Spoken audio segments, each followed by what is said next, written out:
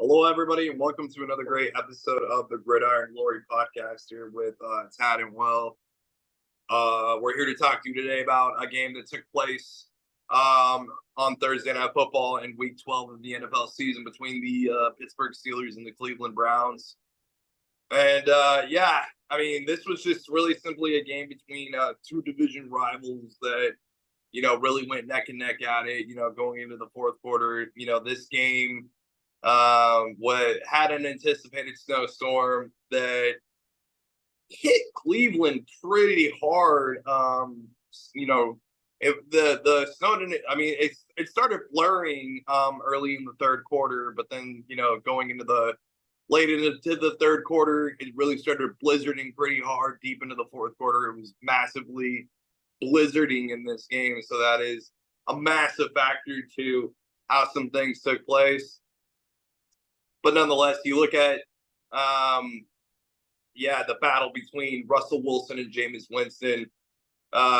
You heard Jameis Winston after the game saying how blessed and happy he was to play in some snow with his teammates. And I mean, honestly, how can you hate on this new version of Jameis Winston coming out here in Cleveland and really taking on the role as, the leader, coming out here and getting a win against the divisional rival at home in the fashion that they were able to.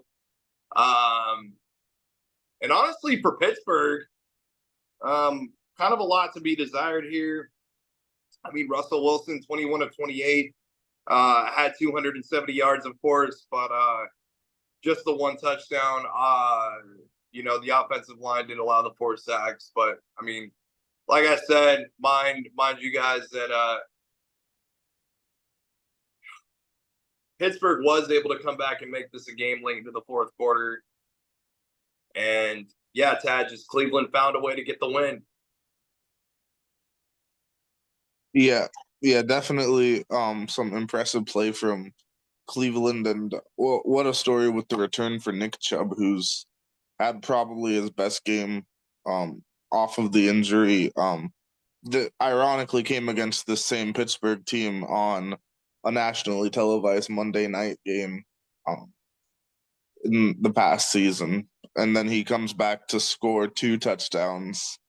Including the go-ahead. Including the game-winning touchdown as well. So a very big moment there. Obviously, Jameis Winston saying all the right things, doing what he has to do on the field. He didn't throw any touchdowns on his own, but he maintained a quality offense, 219 yards, fairly efficient. Only the 1 turnover, so he did the job there, I'd say. Well, the 2 turnovers, he also fumbled. But other than that, he's done good. He's established a good connection with Jerry Jeudy. Is probably, I'd say, his top receiver, wouldn't you say, at this point, 6 for 85? Yeah, I mean, Jerry Jeudy, he's a guy who used to play for Denver, of course, but the 6 catches, 85 yards, I would definitely say he's a fairly serviceable wide receiver there in Cleveland. For sure, he's done good.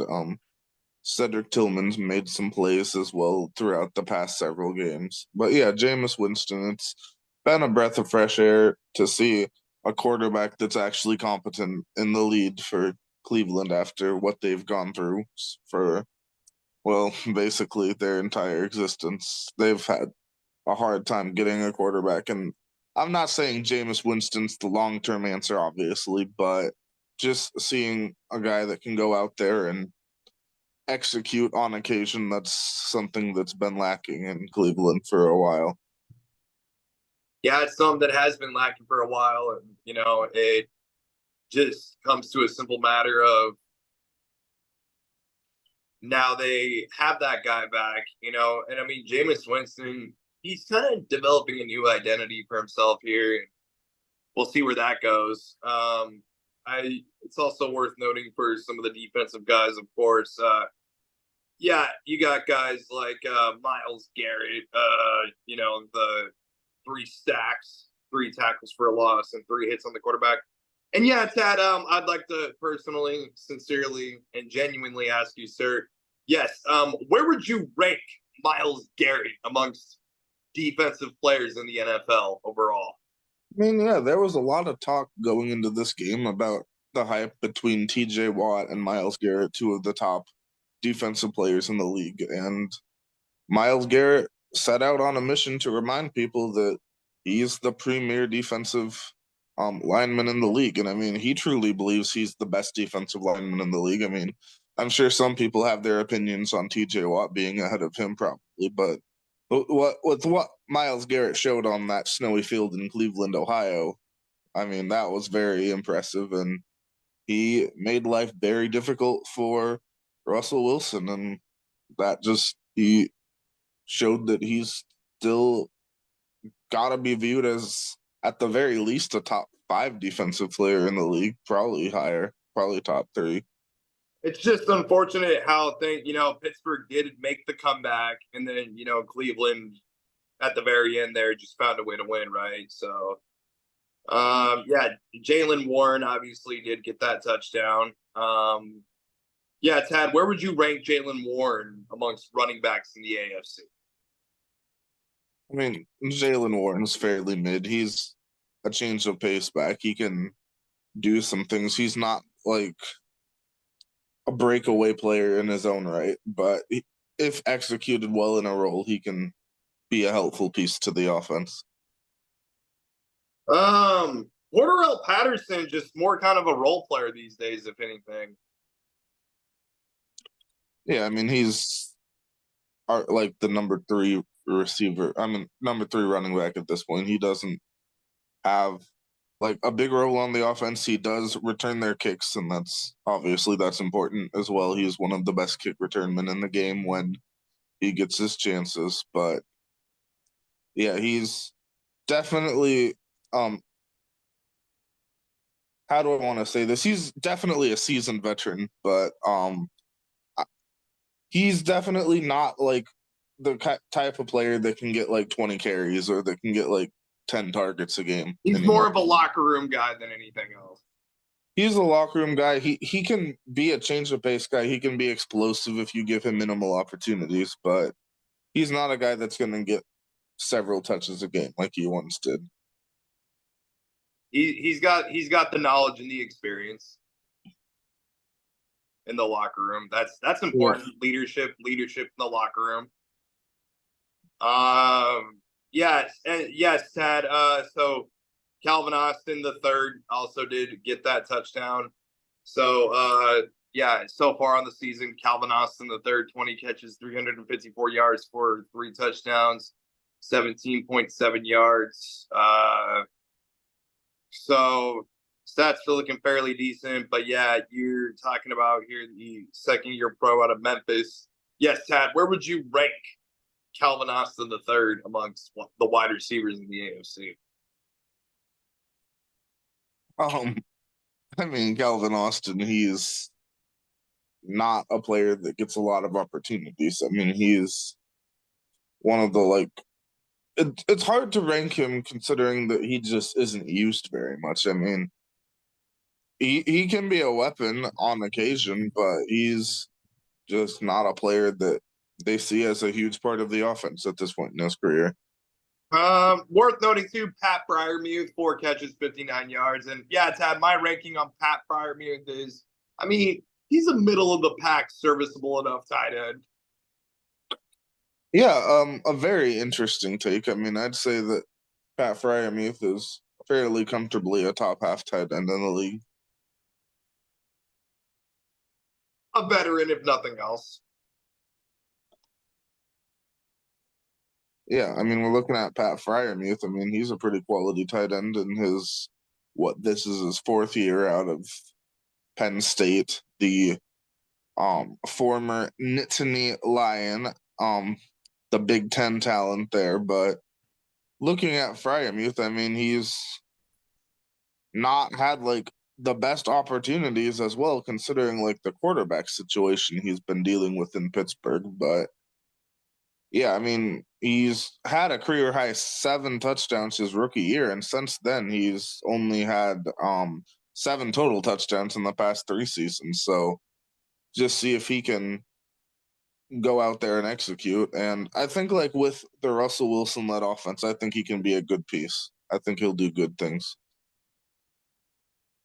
Yeah, Patrick Queen, he's been on both sides of this rivalry, Tad. Yes, Tad, where would you rank Patrick Queen amongst the linebackers in the NFL? Yeah, looking at Patrick Queen, the former Raven, who now plays for the Steelers, he's a fairly highly ranking linebacker. I'd say he's better than above average, perhaps. I mean, I feel like a lot of the times I say these players they're above average, but I feel like he's above that group. Probably not like a top 10, but certainly above average, I'd say. Above average, if that makes sense. Yeah, yeah, of course. And yeah, looking at the Steelers going into Week 13. So yeah, they fall to their division rival 19-24 here. And looking into next week, they end up playing the Cincinnati Bengals. And yeah, Tad, where would you rank Steelers Bengals amongst AFC rivalries? Yeah, looking at this rivalry, I mean, it's a game where there's a lot of history, obviously, being the division matchup. They've had some recent playoff history, obviously. The Avantez Burfict situations, with Antonio Brown there, some big upsets, some big hits, stuff like that. So yeah, I'd say it's a fairly intense rivalry, if nothing else, a veteran, if nothing else. Right, right.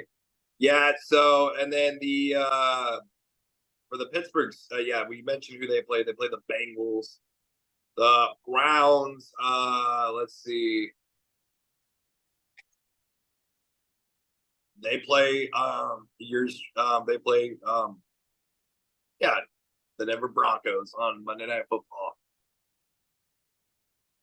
And yeah, this is an all-time AFC rivalry for sure. I mean, these two teams, these two franchises certainly date back, even to the 70s and to the 80s. A lot of playoff history there, and even a lot of recent history. So this is Yeah. certainly an all-time historic AFC rivalry for sure. I mean, you even mentioned moments of like John Elway and the comeback in the AFC Championship, and I believe it was 1985. So I'd have to get back to you guys to quote that for sure. But yeah, so these two franchises certainly go back, and anything can happen, right? So it'll be Bo Nix versus Jameis Winston, and that'll be underneath the Monday Night Lights. So honestly, Tad, that should be a good game. A chance for the nation to see Bo Nix on primetime television. So, uh, is this Bo Nix's first primetime game? No, he played in a Thursday night game, but this will be his first like Monday national night game. TV primetime game because the Yeah. Thursday one was on Prime, obviously, but this one it'll be a chance for like the whole country to see what he's made of. Oh yeah. So yeah. Brown Steelers 24-19. Unless you had any other final thoughts or takes on the game, sir. Be sure to like, subscribe, and follow on the Gridiron Glory podcast where we're covering all 32 teams. And happy Thanksgiving.